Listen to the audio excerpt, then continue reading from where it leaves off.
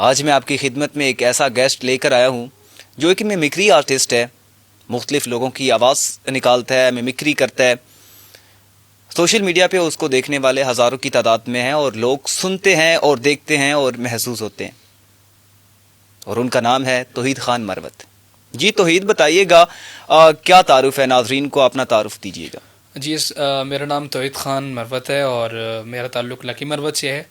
मैं इधर लाहौर में स्टडी करता हूँ। बेस मास कम्युनिकेशन का स्टूडेंट हूँ और मिमिक्री आर्टिस्ट हूँ। पिछले कुछ 6-7 साल से मैं इसके ऊपर प्रैक्टिस कर रहा हूँ।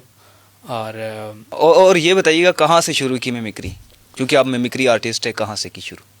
मिमिक्री तो मैंने शुरू की थी जब मैं 9th क्लास में था, तो उस वक्त मुझे शौक़ था और तब से मैंने स्टार्ट की थी। पहले एक कैरेक्टर को मैंने कॉपी किया था, गलती से हो गया था। मोटू पतलू के कैरेक्टर्स जो है ना, वो कार्टून्स बच्चे देखते थे घर में, तो ऐसे ही अचानक टीवी के सामने बैठे थे और उस टाइम वो मतलब ज़ुबान पे चढ़ गया था।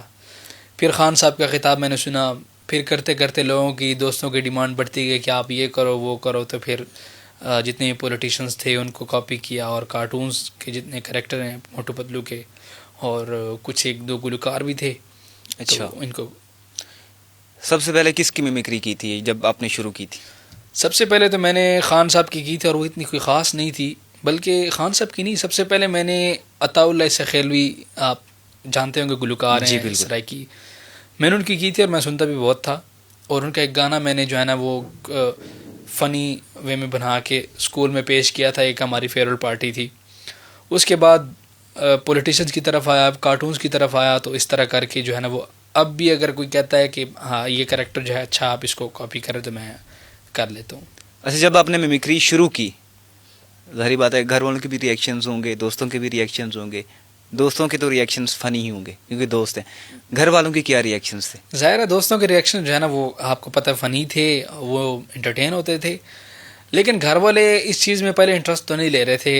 यानी उनको ये चीज़ जो है ना वो आप समझे कि फ़जूल लग रही थी। ऐसा होता है कि जब पहले पहले किसी के पास कोई स्किल आती है इस तरह की, तो घर वाले इतनी तवज्जो नहीं देते। लेकिन बाद में जब वो लोग उसको सुनते हैं, देखते हैं, तो उसके बाद घर वाले भी इस चीज़ को समझ जाते हैं। तो इस तरह आहिस्ता आहिस्ता मुझे भी अब समझ गए घर वाले। मतलब अब वो भी सुनते हैं और एंटरटेन भी होते हैं। घर में बच्चे कार्टून सुनते थे लेकिन अब मुझे सुनते हैं, वो टीवी नहीं देखते। ये एक टैलेंट है या प्रैक्टिस से सीखा जा सकता है? ये कुछ चीज़ें ऐसी होती हैं इंसान के अंदर जो पहले से मतलब कुछ चीज़ें होती गॉड गिफ्टेड होती हैं।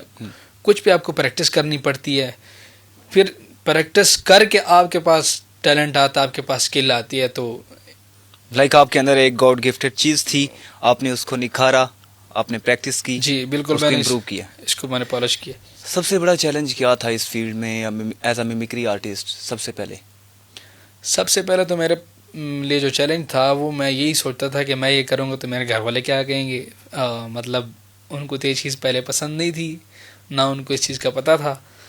तो बाद में जो है वो अब जो है मैं मुख्तलिफ़ पॉलिटिशियंस की कॉपी कर लेता हूँ, मिमिक्री कर लेता हूँ।